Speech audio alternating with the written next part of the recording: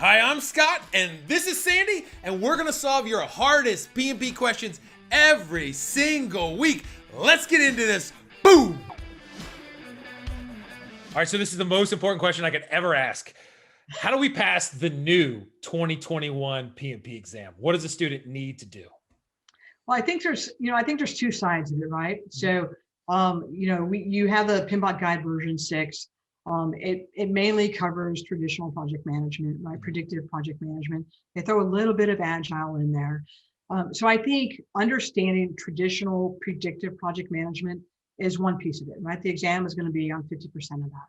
Right. So having the really strong foundation from that perspective is really good and going to be helpful for you to pass the exam, right? But the second piece of that is they've added 50% of the questions that are agile. So the questions are going to be agile, adaptive, hybrid, right? So it's understanding the agile side of project management in addition to predictive. So it's having a strong foundation on both sides. So you can understand them separately, right? Just to start off with, but then you're going to get a lot of questions that are going to be on the adaptive or hybrid piece of it. So it's okay, you have a project that you've started and it's predictive, traditional, but then there's pieces of it that you could actually implement or use agile. So how do you do that? How do you mesh those two types of methodologies together? So it's understanding both foundations, predictive, traditional, and agile, and then how do you mix them together and answer questions that pertain to mixing them together. I love that. And I think that like people have an opportunity now to think about how they're preparing here. So if they start with like, oh, I'll think about hybrid and it's like mixing a jambalaya or something, like a little bit of this, a little bit of that. One of the things, I don't know if you agree, that I see in students is they don't understand like what drove you to drop that little bit of like a basil leaf in the soup or whatever. Like if they know those foundations, like you're proposing, foundations lead us to understanding how to be an artist and mix them together, then we can build a good project and a good soup. But if we start from the end product, it's hard to unwrap and unwind that project management soup in a sense. Yeah, exactly. And it's, if you're working in traditional project management, right?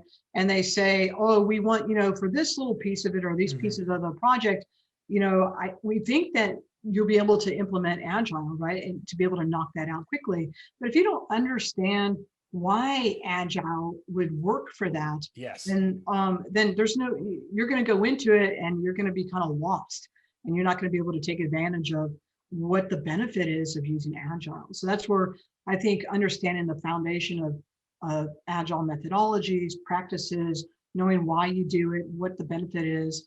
And then when they say, hey, for this piece of your project, you can use agile, and you can be like, oh yeah, that is actually a really good idea to use that here.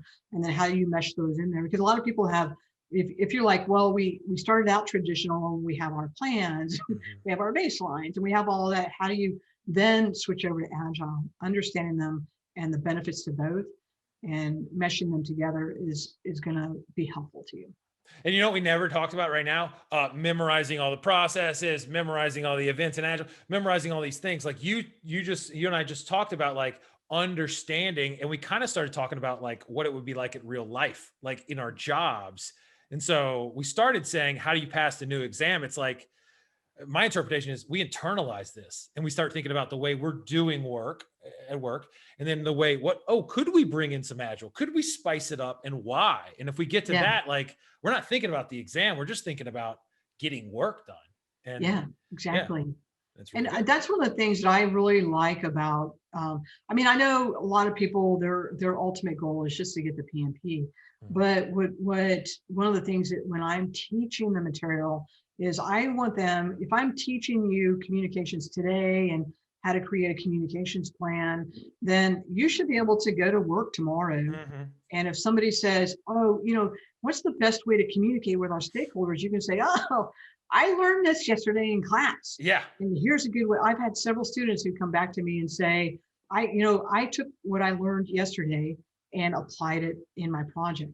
So it's about passing the PMP, but it's also retaining this information and applying it every day at work. So I think it's really important. I think that's beautiful. It changes the whole way we look at studying, and it makes the experience like enriching instead of just like drudgery. So Yes. Yeah, that's how we passed the 2021 exam and forever. So cool.